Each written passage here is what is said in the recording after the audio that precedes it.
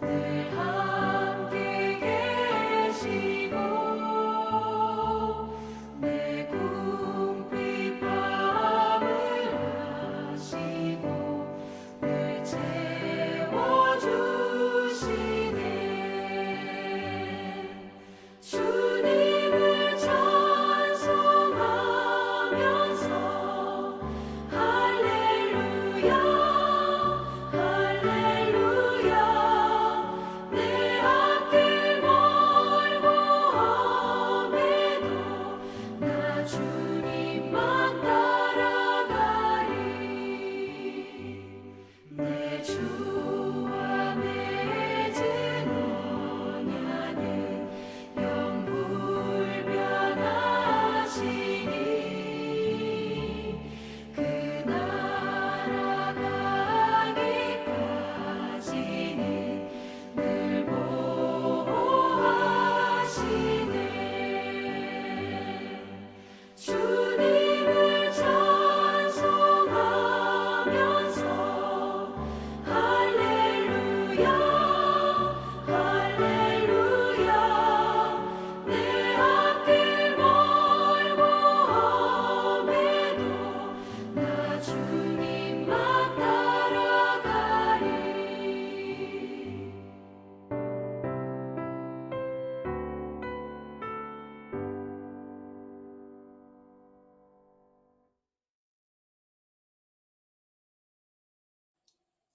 하나님의 크신 평강과 은혜가 오늘도 여러분의 삶의 자리마다 충만히 임하시길 기원합니다. 기도하겠습니다. 하나님 아버지, 허락하신 하루, 하나님의 거룩한 백성들이 살아갈 때에 하나님 주신 하루 이온이 하나님의 거룩한 은혜를 누리며 그 은혜 가운데 살아 하나님을 영화롭게 하며 더불어 살아가는 사람들에게 복이 되어주는 복된 날 될 수 있도록 그리 인도하시고 동행하옵소서. 말씀을 담고 말씀을 기준 삼아 살고자 할 때에 선명하게 알려주시고 깨닫게 하사 그 은혜 안에 머물고 그 말씀의 가치를 드러내는 복된 자가 되게 하옵소서. 오늘도 지혜를 주셔서 말씀을 깨닫게 하시고 그 말씀 속에 하나님의 거룩한 뜻을 담지하는 우리 모두가 되게 하옵소서. 감사드리며 예수님의 이름으로 기도하옵나이다. 아멘. 오늘 보실 하나님의 말씀은 신명기 18장 1절로 8절입니다. 신명기 18장 1절로 8절 같이 읽죠. 레위 사람 제사장과 레위의 온 지파는 이스라엘 중에 분깃도 없고 기업도 없을지니 그들은 여호와의 화제물과 그 기업을 먹을 것이라. 그들이 그들의 형제 중에서 기업을 가지지 않을 것은 여호와께서 그들의 기업이 되심이니 그들에게 말씀하심 같으니라. 제사장이 백성에게서 받을 몫은 이러하니 곧 그 드리는 제물에 소나 양이나 그 앞다리와 두 볼과 위라. 이것을 제사장에게 줄 것이요 또 내가 처음 거둔 곡식과 포도주와 기름과 내가 처음 깎은 양털을 내가 그에게 줄 것이니 이는 내 하나님 여호와께서 내 모든 지파 중에서 그를 택하여 내시고 그와 그의 자손에게 항상 여호와의 이름으로 서서 섬기게 하셨음이니라. 이스라엘 온 땅 어떤 성읍에든지 거주하는 레위인이 간절한 소망이 있어 그가 사는 곳을 떠날지라도 여호와께서 택하신 곳에 이르면 여호와 앞에 선 그의 모든 형제 레위인과 같이 그의 하나님 여호와의 이름으로 섬길 수 있나니 그 사람의 몫은 그들과 같을 것이요 그가 조상의 것을 판 것은 별도의 소유이니라. 아멘. 오늘 말씀은 레위인이 어떤 성격을 지닌 존재인지를 규명하고 그들의 책임과 이동에 따르는 원칙을 설명하고 있는 본문입니다. 레위인은 다른 이스라엘 백성들이 땅에 정착하여 그 소산을 누리는 것과 달리 그 땅에 잠시 머무는 자처럼 체류자로서 살아가도록 명령받았습니다. 그것이 그들이 약속의 땅에서 살아가는 방식이었습니다. 그 내용을 잠깐 살펴보겠습니다. 제사장이란 헬라어 폰티넥스라는 뜻인데요. 다리를 놓는 사람이란 뜻입니다. 제사장은 하나님 앞에 나아갈 수 있도록 회개와 헌신과 감사의 제물을 드리는 그런 의식을 주관하면서 스스로를 제물로 삼아 자신을 드리고 자신을 버릴 줄 아는 헌신의 모델로 선택받은 사람들입니다. 레위인 제사장들은 하나님의 일을 하도록 특별히 선택된 존재지만 하나님은 그들의 인간적인 필요에도 깊은 관심을 가지시고 백성들이 제사장에 대한 잘못된 오해와 편견을 가지지 않도록 레위인에 대한 규례를 손수 세우셨습니다. 그 규례는 오늘날 하나님의 교회를 섬기는 사람들에게도 그 원리가 그대로 적용될 수 있다고 생각이 드는데요. 어떤 규례를 세우셨습니까? 첫째는 레위인은 분깃과 기업이 없었습니다. 레위인 제사장과 레위 지파는 이스라엘 중 분깃과 기업이 없어서 여호와의 화제물과 그 기업을 먹으라고 하셨습니다. 그들이 기업을 가지지 않는 것은 여호와께서 그들의 기업이 되시기 때문입니다. 하나님의 일에 헌신하면 하나님께서 그들의 생계를 책임져 주신다는 뜻입니다. 예수님께서도 먼저 그의 나라와 그의 일을 구하면 모든 것을 너희에게 도와시겠다 말씀하셨던 것도 이와 같은 원칙에서, 이와 같은 원리에서 주신 말씀이라 생각이 듭니다. 두 번째로는요, 받을 몫을 지정해 주셨습니다. 제사장 몫을 자세히 규정한 것은 불평과 논란 없이 정당한 몫을 제사장들에게 돌리고 제사장이 정당한 목 이상을 요구하지 못하게 하기 위해서였습니다. 또한 레위인이 일하지 않고 놀고 먹는다는 오해와 불평 또한 없게 하기 위해서였습니다. 제사장과 레위인에게도 그 얻는 몫이 특권이 아니라 하나님의 일에 주어진 대가로 인식시켜서 그 일에 더욱 충성하게 하시기 위함이었습니다. 그러나 그 규례를 어기면 사회적으로는 지탄을 받아도 특별한 제자가 없었기에 실제로는 그 규례가 잘 시행되지 않아 경제적 어려움에 처한 그런 레위인도 많았던 것이 현실이었습니다. 다만 이스라엘 백성들은 땀 흘려 농사를 짓고 가축을 치며 거둔 것으로 생계를 유지하지만 레위인들은 다른 이들이 하나님께 드리는 예물에 완전히 의존해야만 했습니다.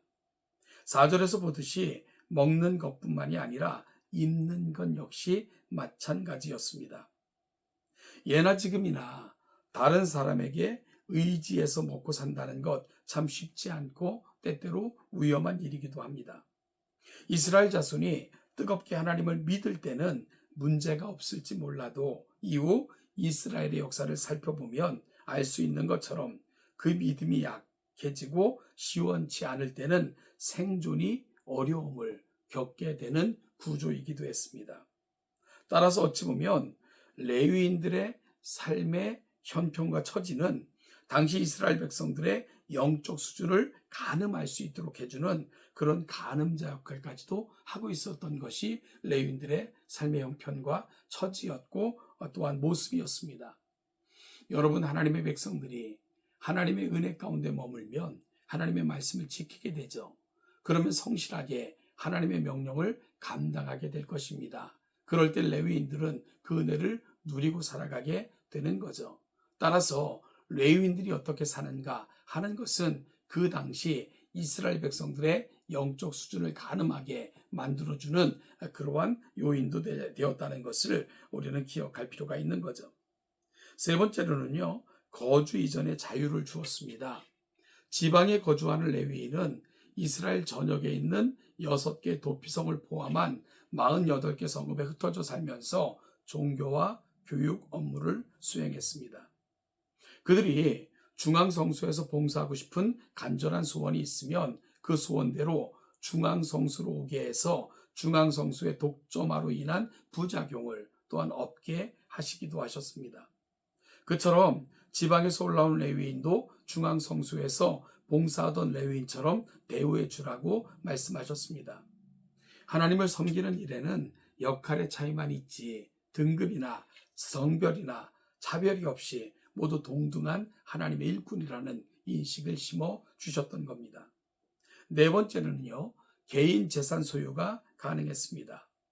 지방에 있던 레위인이 중앙성소에 올라와 봉사하려고 소유하던 집이나 물건을 팔고 얻은 돈은 개인적으로 소유할 수 있었습니다. 레위인은 땅은 기업으로 받지 못했어도 거주할 성은 받았습니다. 그 성 안에 있는 자기 집은 남에게 팔 수 있었고요. 그 외의 물건도 팔 수 있었습니다. 그렇게 생긴 돈은 중앙성소에서 봉사하고 받는 목과는 상관없이 계속 자기 소유로 삼을 수 있었습니다. 하나님은 제사장의 소유를 결코 정죄하지 않으셨습니다. 지금까지 살핀 레위인들의 존재 이유는 항상 하나님의 이름으로 서서 섬김에 있었습니다. 서서라는 말은 언제든지 기꺼이 행동할 준비가 되었음을 묘사하는 단어입니다. 그들은 언제든지 명령을 기다리며 들은 그대로 실천하도록 부르심을 받은 사람들이었습니다. 그런데 여러분, 이 섬김은 양방향입니다. 하나님을 섬김과 동시에 사람을 섬김입니다. 우리는 모두 거룩한 백성이자 왕 같은 제사장으로서 하나님을 섬기는 동시에 이 땅을 섬기는 자로 부름을 받았습니다. 이 땅에 더러움을 모두 닦아내는 걸레처럼, 그 모든 아픔을 싸매는 붕대처럼 그 존재는 기억되지도 않고 오히려 부정될지라도 이것을 깨끗하게 치유하며 살도록 허락받아 하나님으로부터 파견된 사람들, 그들이 바로 우리라는 인식, 레위인들을 통해서 다시 한번 확인받아야 됩니다. 그럴 때 치유되고 회복된 백성들은 자신들의 역할을 잘 감당하므로 레위인들은 비록 이 땅에서의 분깃은 없었지만 함께 평등의 원리를 적용받을 수 있었습니다. 그렇게 맡겨진 삶의 자리에서 이스라엘의 공동체는 건강한 공동체로 세워질 수 있었습니다. 오늘 우리에게도 적용될 수 있는 부분입니다. 하나님의 집에서 헌신하도록 부르심을 받은 자들은 그 맡겨진 사명에 최선을 다하여 하나님을 섬기며 이를 통해 교회를 건강한 공동체로 세워나가는 것입니다. 그럴 때 건강한 공동체는 하나님의 거룩한 뜻을 담고 하나님의 명령과 하나님의 원하심을 따라 살아가게 됩니다. 그러면서 그들은 그들이 감당해야 될 역할, 그들에게 주어진 의무를 충성스럽게 감당하는 하나님의 충성스러운 공동체로 세워지게 되죠. 그럴 때 하나님의 교회를 섬기는 자들과 하나님의 교회 속에 있는 사람들은 함께 평등의 원리를 실천하며 살아갈 수 있는 겁니다. 이렇게 하나님의 은혜를 경험하는 거룩한 공동체로 세워지는 것, 이것이 바로 하나님이 원하시고 기뻐하시며 기대하는 것이지요. 오늘도 하나님의 교회가 이 뜻을 헤아려 하나님의 교회를 섬기는 자들이나 또한 하나님의 거룩한 공동체로 세움받은 모두가 하나님의 교회를, 또한 이 땅을 하나님의 나라, 아름다운 그 원리가 통용되고 실천되는 그런 나라로 만들어가는 거룩한 공동체, 우리 동천교회가 될 수 있기를 간절히 소원합니다. 오늘도 하나님의 자리마다 하나님께서 여러분의 살아가는 삶의 자리마다 은혜와 평강 주시기를 간절히 소원합니다.